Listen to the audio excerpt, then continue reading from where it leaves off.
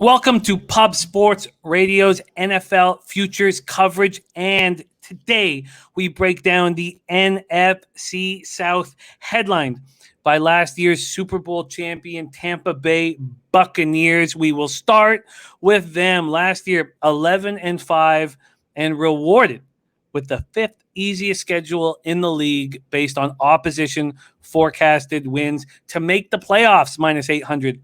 To miss the playoffs plus 500. These lines are brought to us from Bet365. Regular season win total at 11.5, heavily juiced to the over at minus 150. The under is at plus 120. To win the NFC South, minus 200. To win the NFC, plus 325. And to repeat as Super Bowl champions, plus 650. This is year 3 of Bruce Arians' head coaching role here in Tampa. Year 3 of Byron Leftwich as the offensive coordinator with his vertical offense. Defensive coordinator, year 3 of Todd Bowles' 4-3 scheme. They bring in Giovanni Bernard from the Bengals.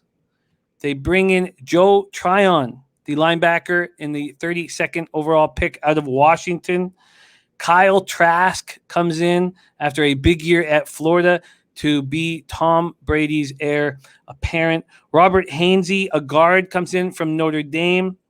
Jalen Darden comes in as a wide receiver from North Texas. Now it's a pretty crowded wide receiving room. KJ Britt, the linebacker out of Auburn, comes in as well, drafted in the 5th round, 176th overall. They lose LaShawn McCoy, didn't have a lot of touches last year, and Joe Haig is the big loss to the Steelers. So, how does 44-year-old Tom Brady follow up his 7th Super Bowl title? He was excellent last year. 4,633 yards, 40 touchdowns, 12 interceptions, another 1,061 passing yards, and 10 touchdowns and 3 road playoff wins. And then the Super Bowl won at home, the first time a team has won a Super Bowl in its home stadium. It's hard to imagine that he played the entire year with an MCL tear, undergoing surgery to repair the problem in the offseason. After their bye week, they were a juggernaut, 8-0, averaged 33.9 points per game, and then all 22 starters return. They're the first Super Bowl winning team since the 1977 Raiders to return all 22 starters. I did look up that 1977 Raiders team. They went 11-3. Returning all their starters, lost in the AFC final to the Broncos 2017 that year. They returned their entire coaching staff. Ooh, this is a dangerous football team. Mike Evans, first player to start his career with 7 straight 1,000-yard seasons. Arians said he believes this team could average 40 points per game in 2021. Brady's now a 20-game vet of Arians' offensive or aggressive scheme, I should say. He gets O.J. Howard back. He went down with an Achilles injury in week 4. Ronald Jones will be fighting Leonard Fournette for the number 1 back. And then they have Giovanni Bernard as their new 3rd down back. The best run defense in the NFL last year, allowing 80.6 yards per game. They re-signed Levante David, Shaquille Barrett, Ndamukong Suh. They signed Pierre-Paul to an extension. They'll have a healthy Vita Vea, who missed 13 games last year. Sean Murphy-Bunting was exceptional there in the playoffs. They also have Antoine Winfield, Carlton Davis as another cornerback that's capable of locking down a top receiver, Jordan Whitehead at safety, and then Devin White is becoming a superstar. But Bono, are these Buccaneers even better than they were last year? And what are your expectations of them? And how do you plan on betting them? Normally, I don't like betting on or betting over win totals involving teams that just won the Super Bowl. You worry sometimes, does complacency set in? And obviously, everybody that plays Tampa Bay this year, there's a target on their back. So this is a win total that I'm conflicted on, this 11.5. In theory, I would usually want to bet under here. But when I look at the roster, I look at the division they're in, I look at the schedule, the way it sets up for the Tampa Bay Buccaneers. At the end of the day, I just don't know if it's possible for this team to win less than 12 games, given all of those things. Now you got to open the door that maybe there's some bit of a step back or regression a little bit. But when you look at the team, I mean, Brady's got an incredible receiving core if they're all healthy with, Mike Evans, Chris Godwin, Antonio Brown, Scotty Miller. Let's not forget the chemistry Brady had with him last year as well. The running back group, I mean, Leonard Fournette had an incredible run during the playoff run to the Super Bowl last year, making it seem like Jacksonville maybe cut bait with him too soon. Ronald Jones, a good bat. They'll probably split carries, split reps, which is pretty much a lot what they did last year. As deep a tight end group and rotation as you could ask for, probably, with Gronk and O.J. Howard, who's going to be healthy again, and Cameron Brate. I mean, that's just an outstanding trio there, the tight end spot. The O-line solidified. It got better, I thought, as the season went on. There were some issues early in the year, but that O-line, as they got comfortable with Brady in the Bruce Arians offense, that offensive line gelled. Pass protection, the run blocking got better as the season went on. And then on defense, you mentioned it, they were outstanding against the run last year. They've got a ton of big-time cornerbacks. Sean Murphy-Bunting stepped up big time. How many big plays did he make, in that pass defense last year? So not only did they stop the run, their secondary play, especially during that playoff run, showed the ability to lock opposing receivers up. And they did that extremely well in that playoff run. The schedule's easy. There's continuity up and down this team. Very little roster personnel turnover from last year. Same coaching staff. I mean, normally this is a team, the Super Bowl defending champion. I'm circling them as an under right away. I can't bet this team under, though, Jimmy. For me, it would be over this 11.5 or nothing, though. Over or nothing here for me because of the schedule, because of the continuity, and look, because of the division they're in, and there's legit questions about all three other teams in the NFC South. They look so tough. They look so tough. And I know that we're dealing with a bias after what we just saw them do in the second half of the year, but they should be better this year than they were last year. That moves us on to the New Orleans Saints. 2020, they go 12-4. They have the 7th hardest schedule in the league based on opposition forecasted win totals. To make the playoffs, plus 100. To miss the playoffs, minus 140. Their regular season win total at 8.5. The over heavily juiced at minus 165. Under at plus 135. To win the NFC South, plus 300. To win the NFC, plus 1,300. And to win the Super Bowl, 28-1. Year 15 of Sean Payton. Offensive coordinator Pete Carmichael in year 13 with this West Coast offense. And Dennis Allen in year 7 with his 4-3 scheme. They bring in Nick Vannett, tight end from the Broncos, a blocking tight end. Chris Hogan, they bring in. We know Michael Thomas is going to be hurt for what looks like to be. He won't be back until after that bye week in week 6 with his ankle surgery. And supposedly there was actually multiple ankle surgeries done on him. Pete Werner, drafted out of Ohio State in round 2, 60th overall. Ian Book, drafted in the 4th round, 133rd overall from Notre Dame, and Kawan Baker, round 7, number 255 out of South Alabama. Of course, they lose Drew Brees. This is a new era for the New Orleans Saints. Emmanuel Sanders goes to the Bills, and Jared Cook to the Chargers. So this team has had the same head coach, general manager, and quarterback in place since 2006, and massive changes. Drew Brees gone, and Terry Fontenot. Terry Fontenot, now the Atlanta Falcons general manager. We will talk about his situation here while we break this division down. Joe Lombardi, who is the longtime quarterbacks coach, is now the Chargers offensive coordinator. Former tight ends coach and assistant head coach Dan Campbell is now the head coach in Detroit. Aaron Glenn, he took with him, the secondary coach, is now the defensive coordinator for the Lions. A huge changeover for the Saints team. Taysom Hill and Jameis Winston will vie for number 1 quarterback duties. Very different styles of play. The good news is that whoever lines up under center has an incredible offensive line to protect them. All-pro right tackle Ryan Ramczyk. At left tackle, Pro Bowler Teron Armstead. They got Pro Bowler guard Andrews Pete. They drafted in the 1st round Cesar Ruiz in 2020. and center Eric McCoy in 2019, a second-round pick. That should help Alvin Kamara continue to put up gaudy numbers. But we all remember last year what happened between weeks 11 and 14 when Taysom Hill took over. Kamara was forgotten about. So he caught 10 passes for 51 yards over those 4 weeks. But remember, 7 of those catches, 44 of those yards came in week 14. Week 11, 12, 13, Kamara was just a running back, and he wasn't catching balls out of the backfield. We've talked about Michael Thomas, ankle surgery. When he returns, what Michael Thomas do we get?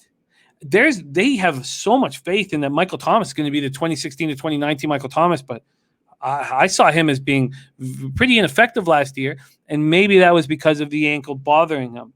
They don't have Emmanuel Sanders, so if it is Jameis Winston, and we know that Taysom Hill can do lots of different things, but if it's Jameis Winston, he needs to throw the ball. Who is he going to throw the ball to? Traquan Smith, 2018 third rounder, looks like he'll be the number one when Thomas is out. Marquez Callaway, Deontay Harris. They have tight end Adam Troutman. I mean, he had a big 2019 at Dayton, but this is a tough situation for Jameis if he is the guy. Top pass rusher Trey Hendrickson, gone. Key rotational pieces, Malcolm Brown, Sheldon Rankins, gone. Quan Alexander, Janoris Jenkins.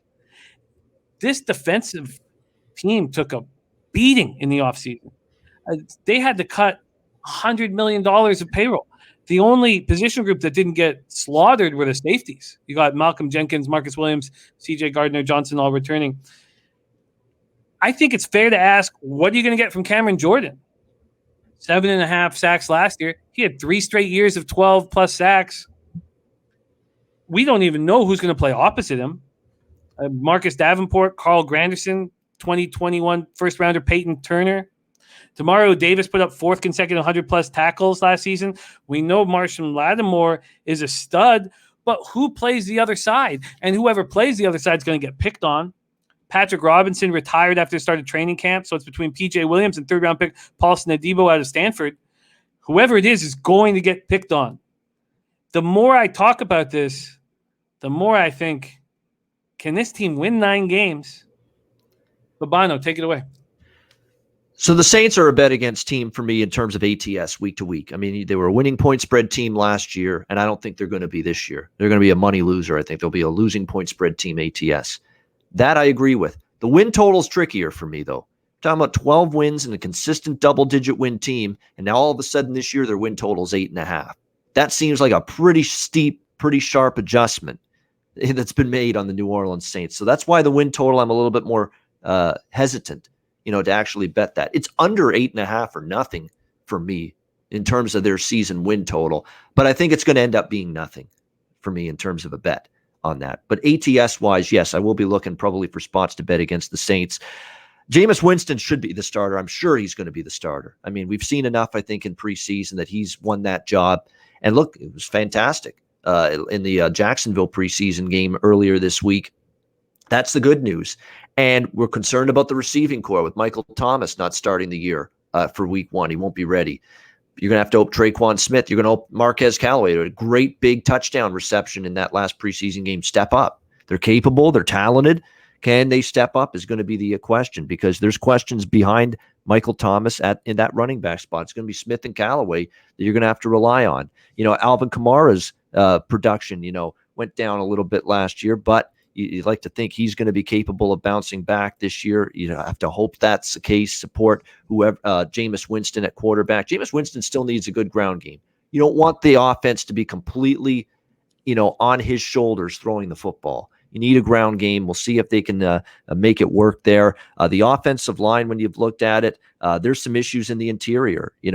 I think their ability to get a push and open up holes for the run game is going to be questioned and questionable coming into the year. But the interior of the O-line is not anything that I'm overly excited about. I like their tackles. I think pass protection-wise, they'll be fine. I like Teron Armstead. I like Ryan Ramczyk. They're Pro Bowl tackles. I think they're fine there. But I think the interior of the O-line, where they are that's the part of the O-line you rely on to run the football. I do have some issues with that. On the defensive side of the football, there's massive question marks. Trey Hendrickson gone from last year. Sheldon Rankins gone from last year. Malcolm Brown gone from last year. Those are 3 starting defensive linemen that were on this team last year that are no longer there. Not to mention they lose Janoris Jenkins in the secondary. They lose Alex Anzalone, who is a solid linebacker for this team. So there are a ton of new faces on the defensive side of the football. It's not easy to replace 4 defensive starters, and Saints are going to have to do that. You mentioned Cameron Jordan, Jimmy, a very disappointing year for him last year. It went down a little bit in terms of production. Marcus Davenport, where's he been? He's got to step it up as far as I'm concerned, help get that pass rush cranked up again for this Saints team, especially when you lose all the pieces and key pieces that you lost on the defensive line. So the pass rush looks shaky to me, looks very worrisome. You mentioned Lattimore, on an outstanding cornerback, Marshawn Lattimore, but who's going to play on the other side? Could it be, Edebo?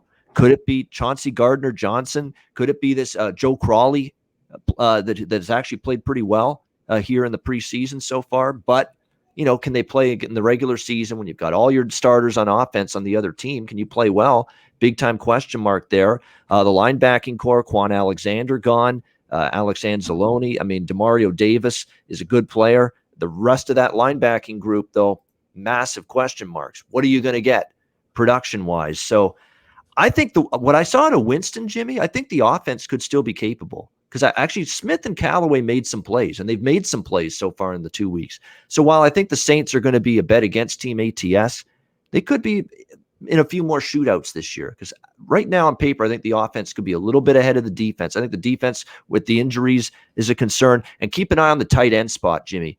Adam Troutman and Nick Vannett, 2 guys that they're counting on at the tight end spot. They both got hurt in the last preseason game, questionable. And they both could be severe injuries that could mean lost time during the regular season. So there's a lot of concerns for this Saints team. I'm just a little bit worried when you look at the win total of 8.5 that they've already made a sharp enough adjustment. I don't know if I'm rushing to go under 8.5 wins with this group, but bet against them ATS week to week. Yeah, I'll definitely be looking to do that. Wow. Yeah. What a massive changes for the Saints this year. We move on to the Atlanta Falcons 2020 record 4-12, the 12th easiest schedule based on opposition forecasted win totals. To make the playoffs plus 220, to miss the playoffs minus 300, season win total 7.5, the over juiced at minus 130, the under at even money. To win the NFC South plus 700, to win the NFC 22-1, to win the Super Bowl 50-1 plus 5,000. Arthur Smith's tenure begins. Dave Ragone is the first-year offensive coordinator. The first-year defensive coordinator, veteran Dean Pease, with his 4-3 scheme. They draft Kyle Pitts, 4th overall, the highest draft a tight end has ever had. Mike Davis comes in from the Panthers. I see that as an upgrade. Richie Grant was drafted in the 2nd round, 40th overall out of UCF, and Cordero Patterson comes in, all-pro kick returner and backup at running back and receiver. They lose Julio Jones to the Titans, Keanu Neal to the Cowboys, Todd Gurley, free agent, Brian Hill to the Titans, and Alex Mack to the 49ers. Dan Quinn was fired after the Falcons opened with 5 straight losses. We expected that. We were waiting for that to happen. Raheem Morris comes in. They go on a 4-2 run in the subsequent weeks. Looks like he may keep his job. Then he loses 5 straight to end the season. And Arthur Blank is forced to look elsewhere. Now we have Arthur Smith, whose dad founded and is the CEO of FedEx. Some guys have it all.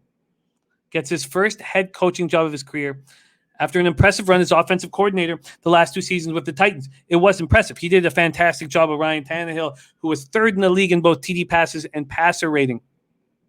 So you could say that Matt Ryan hasn't had a play caller of this caliber since Kyle Shanahan in the Super Bowl of 2016, in the big Super Bowl season. Dick Cutter was bad. A weak offensive line didn't help. 41 sacks they allowed last year.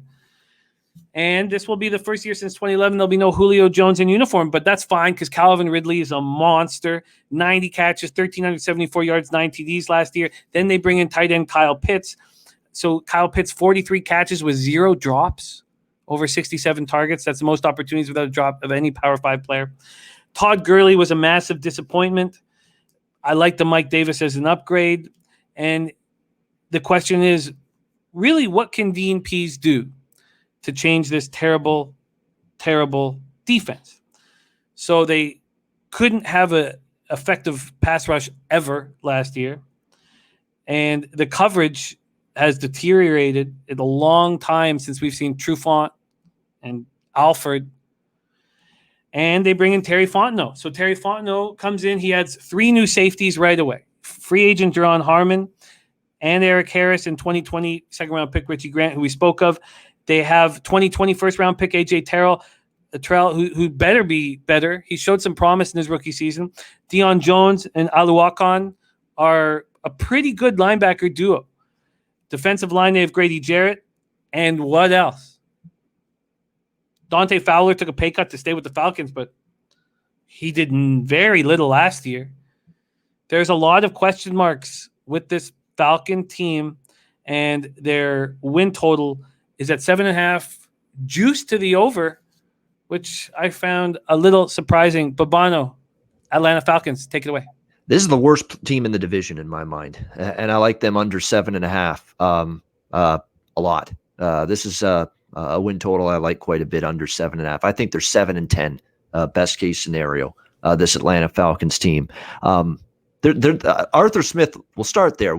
Let's give him credit for what he did at Tennessee. Did a great job, play calling, scheming, offense, game planning, just a really good job, and giving Ryan Tannehill a chance to show what he can do at quarterback. Obviously has worked with him much better than Adam Gase did earlier in Ryan Tannehill's career. Not that should be that big of a surprise, but Arthur Smith's, a good offensive mind. I don't know if the offensive mind of Arthur Smith, or name any great offensive coordinator right now in the NFL. Sean McVay, Brian Dable in Buffalo.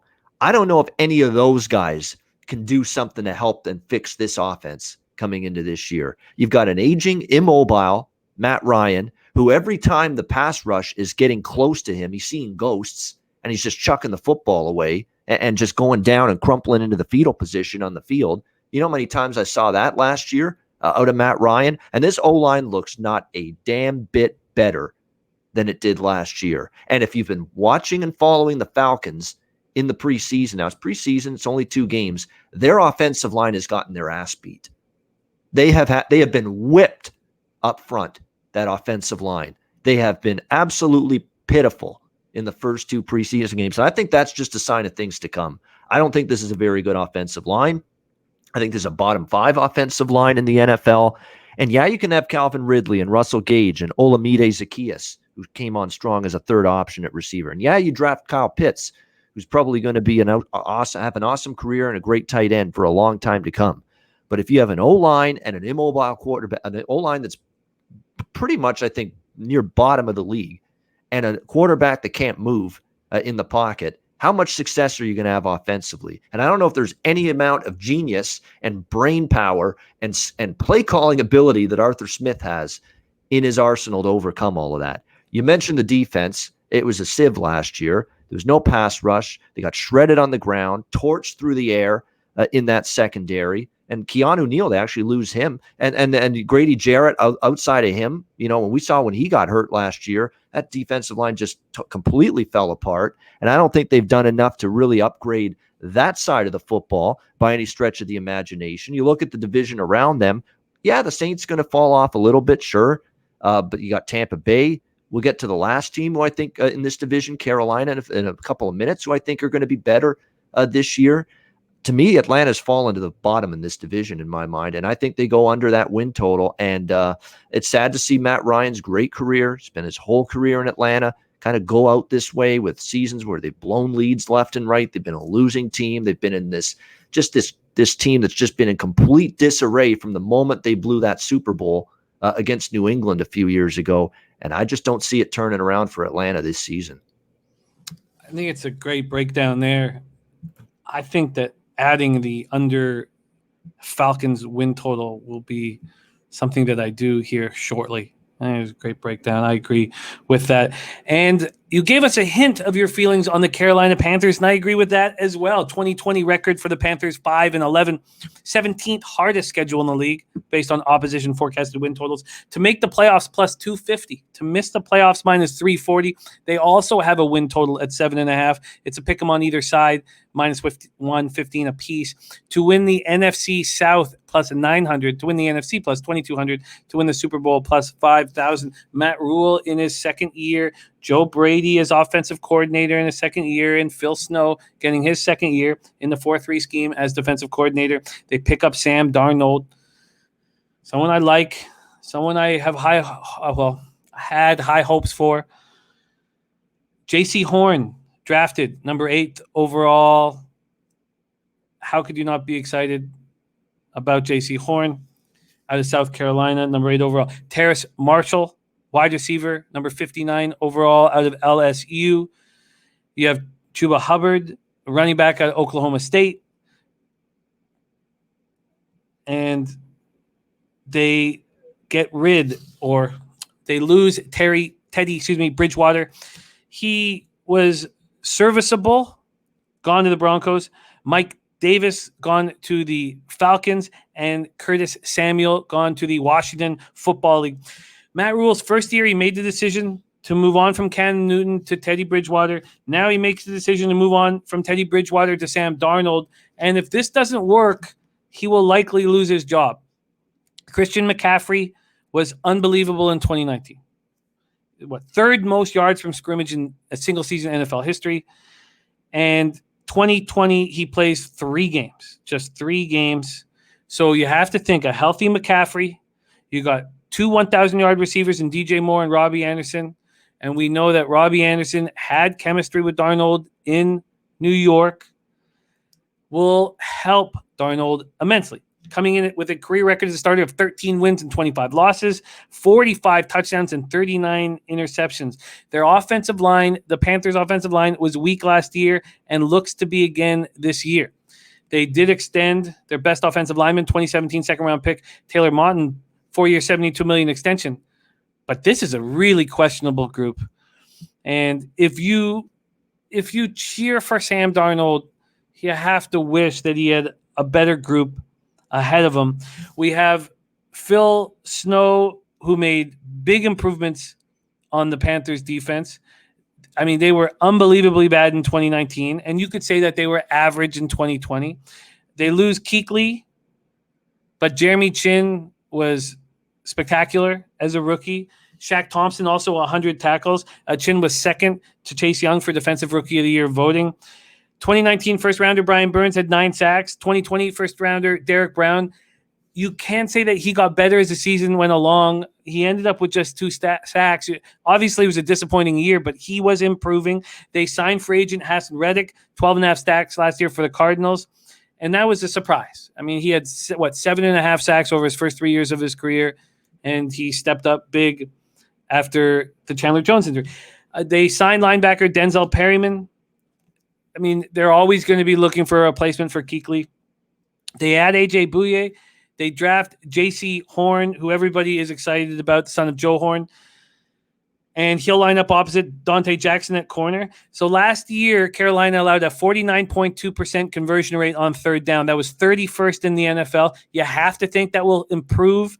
You have to think that Phil Snow's moving this defense in the right direction. In 2020, Carolina led the NFL in tackles made by rookies with 287. So clearly, across the board, this is an improving football team. My concern is protection for Sam Darnold. Babano, Carolina Panthers, take it away. That is the key, Jimmy. There's no question. The protection for Sam Darnold with the offensive line, which is an offensive line that's still a work in progress for Carolina. All that being said, it's still a better offensive line here with Carolina than what Sam Darnold had to work with the New York Jets in all his years there. That was a bottom tier, bottom feeder O-line. Yeah, is Carolina probably still a below average O-line? I'd say so, but they're not bottom feeder like the Jets offensive line was. So it's going to be a little bit better. You mentioned Taylor Moton, signing him. That was very important in the off season. They're going to have to get good play from guys like Brady Christensen's going to have to play well. Greg Little he's going to be the guy they're going to count on too. In the left side of that O-line, let's see how well he can play. Darnold's got talent. He does. He's got ability. You're not drafted as the number 3 overall pick in the draft unless you can play, or at least there's some talent. There's some upside that other GMs and teams see. So what was the issue with the Jets? Well, Adam Gase, that's for one. I mean, we saw how bad it went for him there with Adam Gase. We saw how bad it went for Ryan Tannehill with Adam Gase. Oh, lo and behold, he gets away from the curse of Adam Gase. He goes to Tennessee. And what have we seen from Ryan Tannehill there? Oh, yeah, suddenly he can play. Suddenly he's actually looking like a pretty good quarterback, right? That's exactly what I think we could see from Sam Darnold here. Look, is he going to be an elite quarterback, or is he even going to be a great quarterback? I'm not so sure. But if Carolina gets a decent Sam Darnold, decent quarterback, they can be a decent football team this year, and I think they could push for 8 wins. I like their win total over. And if he does get some kind of protection, you look at what he's got to work with in the receiving core. He had nothing to work with the Jets. What, Brashad Perriman? Jamison Crowder got hurt constantly when he was a member of the Jets and Darnold was there. He had Denzel Mims as well, who's just a rookie. Now in Carolina, you've got DJ Moore, who's a terrific receiver. You've got Robbie Anderson, who, by the way, Darnold has a history with and has played with the Jets a few years ago. That's a nice situation to have for Sam Darnold coming into the year, some familiarity at receiver. And you know what you also have? And this is going to be the best help for Sam Darnold in this offense. You have a healthy Christian McCaffrey to rely on. Hopefully, for a full season, you're going to have a healthy Christian McCaffrey to rely on. And I think you're going to see an OC in Joe Brady, who I like quite a bit, going all the way back to when he was at LSU with Joe Burrow. He's going to put Darnold in positions for him to succeed, unlike Adam Gase, who put him in positions to fail. That's what the difference is going to be. It's going to be quick passing game, get the ball out. If you're still a little bit worried about the O-line, dump the ball off to McCaffrey, let him do his thing in the open field, and really take a good amount of pressure off not only the O-line, but off of Sam Darnold as well. And I think Joe Brady's more than a smart enough offensive coordinator to figure that out. I'm not the sharpest tool in the shed, and I'm saying they probably should do that. I think Joe Brady's more than capable of figuring that out as well. The defense was bad last year early on, but you look at the second half of the year, their points per game went down, yards per game, yards per play. All those numbers, Jimmy, went down in the second half of the year. They improved on that side of the ball. Derek Brown was very, very good. Daquan Jones along that defensive line. You look at their pass rush. Brian Burns came along and gave them a really good pass rush at times last year, and I think it'll be better this year. Yetur Gross-Matos, I think, is a good player. They bring on Hassan Reddick, who is, I think they can play him as not only a guy against the run, but can bring a pass rush element as well. Denzel Perriman at the linebacker spot, bringing him in the offseason. The secondary was just putrid early on. It was probably the worst part of that Carolina defense, Jimmy. They just got torched through the air early in the year. It could be one of the strengths this year. They bring in A.J. Boye from Denver. He hasn't even hit 30 years old yet, and I think he's still a very, very good cornerback in this league. And now you bring him in, you draft J.C. Horn, you have Dante Jackson, and all of a sudden with that trio, you've got 3 pretty good players in that secondary for Carolina this year that are going to make them, I think, a better pass defense. Jeremy Chin as well, you mentioned him. He's back as well, up and down last year, but I think he's going to have a bounce back year. And what I love too, Jimmy, about Carolina, last point here, Matt Rule, what have we seen from him in the past? Now, granted, college football, Temple, Baylor, not the pros, but what did we see from year 1 to year 2 with both of those programs when he coached there? We saw improvement. We saw a big leap year 1 to year 2. Temple got better in year 2 after the first year with Matt Rule. Baylor got better, much better in year 2 after year 1 with Matt Rule coaching there. I expect a jump from Carolina this year too. They were 9-7 ATS last year. I think they will be an ATS point spread team for me this year. I think they could be a 10+ ATS win team, and I think they will be an 8+ win straight up team, and I like them over 7.5.